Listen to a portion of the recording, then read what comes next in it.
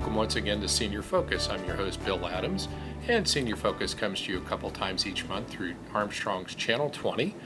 Thank you to Greg Roten, who is the director of Channel 20 and it produces all the community shows that you see, including Senior Focus.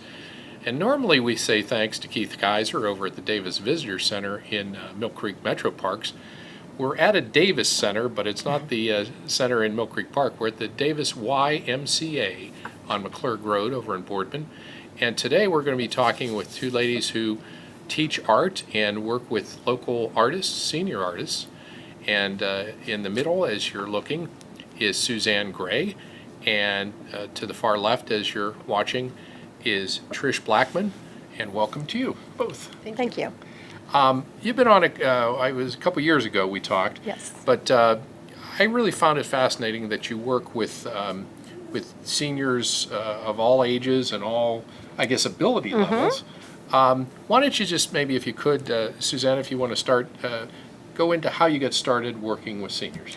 Okay, I am the YMCA art director here, and one day I was just out and about in the Y. Somebody approached me who was an activities director at a nursing home. She asked me if I'd be willing to go there and teach art. So that was the very beginning. I went. We had maybe 6 or 8 people, got started.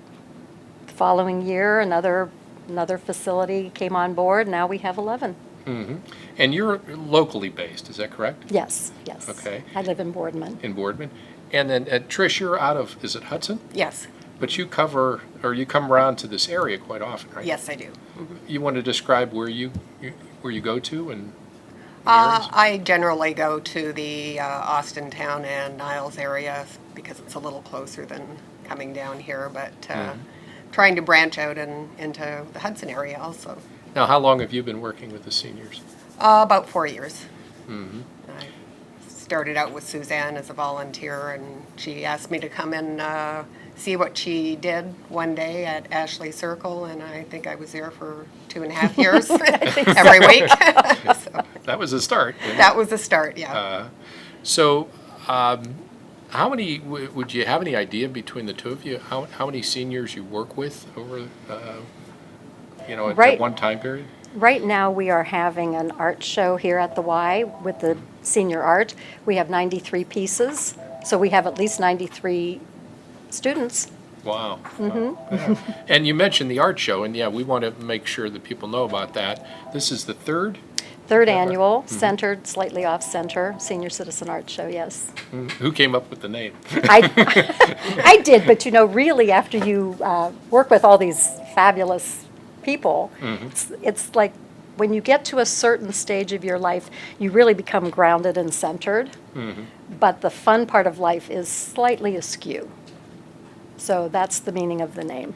And before we forget, why don't we at this point at the beginning mention maybe if people are interested in how to contact you, and then we'll make sure to mention it later on too. Okay, I can be contacted here at the Davis Family YMCA. I also have a website, or any of the nursing homes that we go to, or the assisted livings. Right now we have a group of assisted living residents here painting with us. So they can contact the activities directors there. What is your website address? SuzanneGray.com. So that's pretty easy. And that's That's GRAY. Yes. .com. Okay. And we're going to be talking later with some of the ladies that are here that are actually doing some art.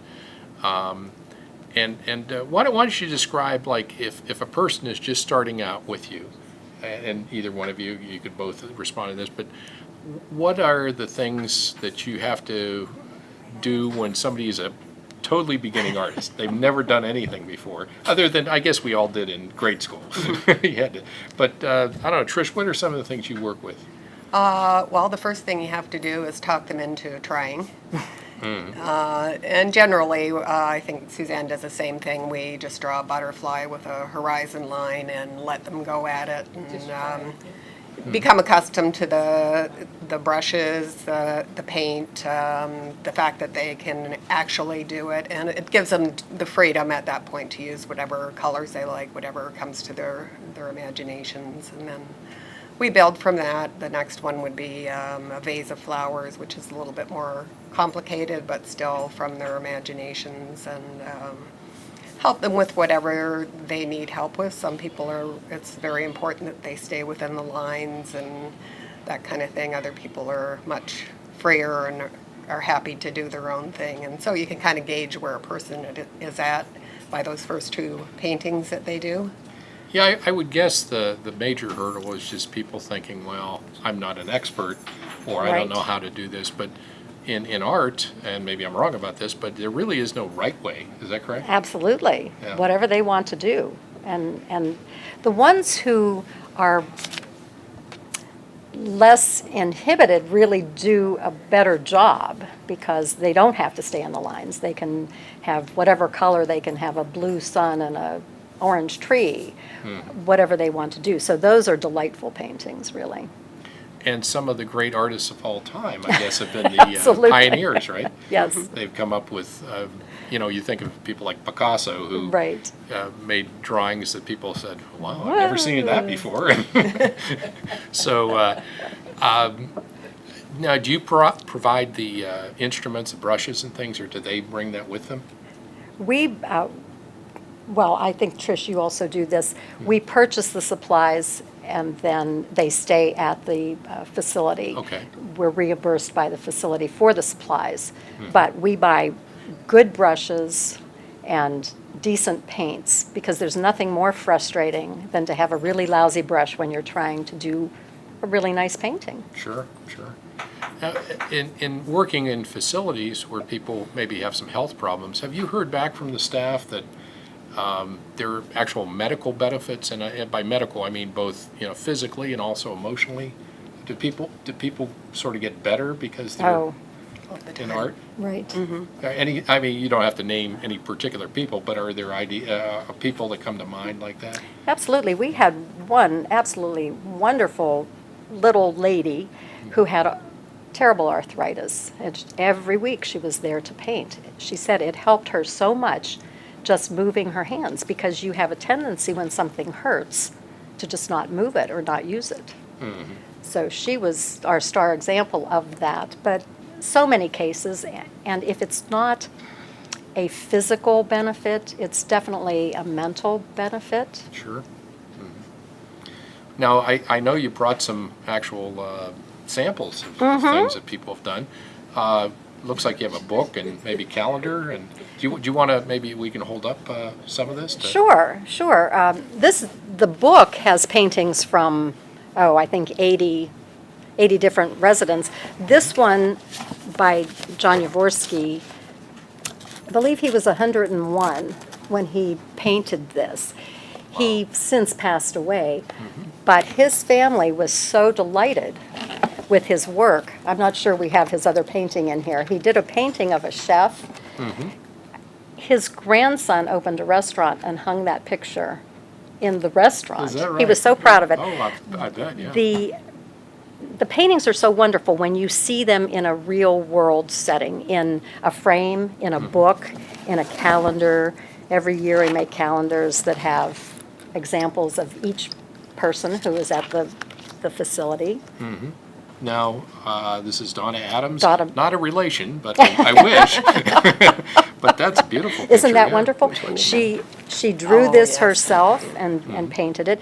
The residents paint from references that everybody provides, mostly calendars that have nice pictures in them, or books of maybe famous artists, greeting cards, anything at all that has a nice reference. Oh, Birds in Bloom, that's a favorite. Everybody loves to paint birds from the Birds in Bloom magazine. So once they have started, they then get to pick whatever they want to paint. Now, this book that you were showing the picture from Mr. Yavorsky, is this something that you put together? I did, yes. These colors are just amazing. I mean, I just look at these, it really would be something you'd be happy to have on your coffee table. Oh. So is this available to the public, or is this just something you This, bring around? we made this last year, so it's kind of an out of date, but the centers, I believe, all purchased one of these. Some of the families purchased, and then I have this one just to show. But if anybody wanted to order, it's just that we have so many more current paintings that will go in the next book. And this calendar, so do you have different calendars from different groups? Yes, every group gets its own, Yeah, this in particular is Briarfield Manor. right, and then And we then- have Beagley Oaks Yeah, there. make sure we show the Bigley Oaks. And, it lists the people on the back Yes. who are participating Yes. in that. Well, that's really something. I mean, that's again, especially for someone who has never done this Right. before. Or maybe it was 50 or 60 years ago and they did it in high school or back in school. Now, do you have people that have been in the program for quite a while? Do they stay year after year? Yes, we started at Ashley Circle 5 years ago, and there is one person who still paints from there. Then we just, along the way, we start collecting other people, and some people move on or pass on. But the interest is, is always there. Yeah, It's always there.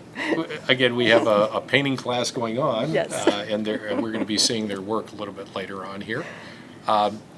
Trish, you said you go to the Austintown area in Mahoning County, but also up to Trumbull County? Yes. Is that right? Yeah. What are some of the things that have surprised you, I guess, from, the people you've worked with? Are there, do you recall some, again, paintings or drawings they did that just, it was something you weren't expecting? Well, one lady comes to mind in particular, and she was very resistant to painting, always in a kind of a nasty mood when she came in, and very negative and so on. And I think she's been with me about 2 years, and through the 2 years, she's transitioned into a phenomenal artist. I think she's won one of the top awards here. Her mother told me that when she was still living at home, this woman was still living at home, she would not take her medications, would not do her treatments, which were very important to whether she stayed around or not. Yeah. Her mother said since she started taking the painting class, she is a totally different person. She does all her medications, all her treatments.